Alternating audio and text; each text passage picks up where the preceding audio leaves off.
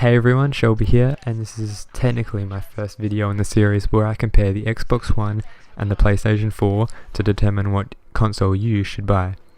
A good idea to see what the future holds is to have a look at the past and at the strengths and weaknesses of both Sony and Microsoft, and I'm going to give each company a rating out of 10 for their consoles going back to the PlayStation 2 and original Xbox.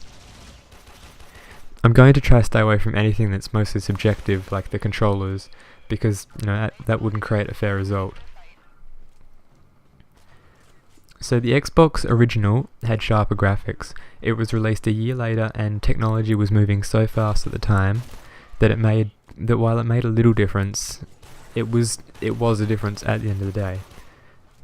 But what the PlayStation 2 had going for it was the fact that it came out earlier and was far more popular, with 62% of the market share. The Xbox original was a little more durable, with the PS2 having some common problems, and mine personally failed after 5 years, which isn't unexpected really, but it was a problem. However, I did hear about the Xbox hard drive not being replaceable if it died, so if your Xbox hard drive died, it was irreparable. The PlayStation 2 had far more exclusives, God of War, Final Fantasy, Devil May Cry, things like that, compared to Xbox's best games that were just ports like Half-Life 2 and Doom 3. This was generally because it was Microsoft's first console, and for this reason I'm not going to rate on backwards compatibility, because even though the PlayStation 2 did it really well, it wouldn't be fair on Microsoft's part. The PlayStation 2 could play DVDs and CDs at stock, whereas for the Xbox you needed to buy an add-on allowing you to play DVDs, which gives an advantage there to the PlayStation 2. So out of that, I'm going to give that one to the PlayStation 2 with a 4 out of 5 rating and 3 out of 5 for the original Xbox. They were both good, but I think the exclusive games and the DVDs push the PlayStation forward, just in front of the Xbox there. So when we compare the PlayStation 3 to the Xbox 360, I'll try to be as unbiased as possible, because as some of you may or may not know, I personally have a preference for the PlayStation 3, but I'll start off with the 360 advantages first. So it had a bigger market share in terms of the online gaming. Call of Duty, for example, 15 million copies compared to the 3 million on the PlayStation 3 of the equivalent game. I think it was Modern Warfare 3. It has a better optimized user interface, so when you press the PS button on a PlayStation controller and it comes up with the menu, it can take forever, especially if you're in a game. But whereas the 360 doesn't have that kind of issues. And it also has cross-game chat, which is a big plus, and that's kind of something that is an advantage. The Xbox 360 is much more like a PC than the PlayStation 3, and I'll get to a little bit more in a bit, but it's easier to develop for, and that's the reason that some of the games look better, and they perform a little bit better. And Microsoft have a huge bank account to buy all the exclusive rights, not the games though. So, for example, timed exclusives like Call of Duty DLC. So that's their advantages. Now moving on to the PlayStation 3.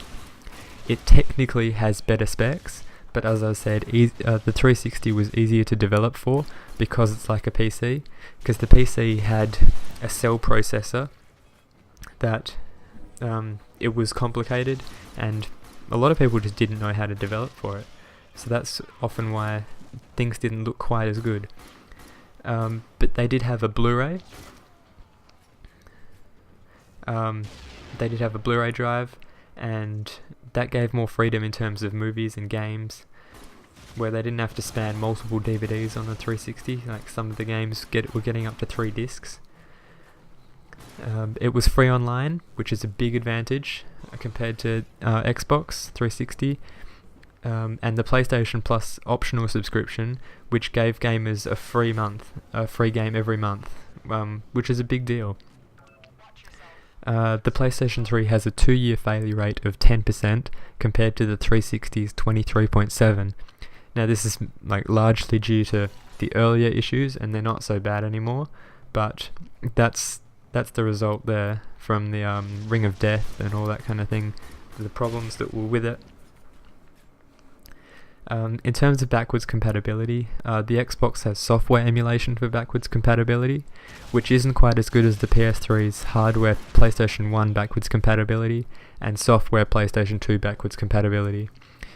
Hardware compatibility backwards compatibility just means there's going to be better performance overall, basically.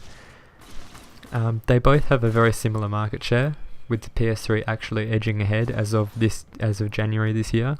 And when I said back up before that they didn't have the exclusive games for the Xbox, well, they do, but it's fairly equal on both consoles, with the PlayStation having things like Gran Turismo, Uncharted, and soon to be Last of Us, whereas the Xbox 360 has things like Forza Motorsport, those kind of games, and then Halo and Gears of War.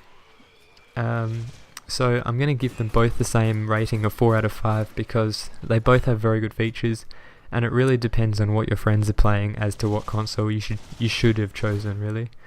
So at the end of this video, we've come to Sony getting 8 out of 10 and Microsoft getting 7 out of 10 in the first round.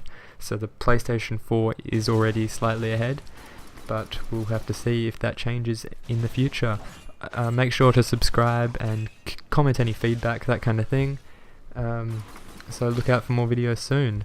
We're going to be looking at the hardware next. So now that we've gotten a lot of information about that from E3, we can have a look at the hardware quite specifically and in a lot of detail to kind of give the best kind of indication of what we can expect.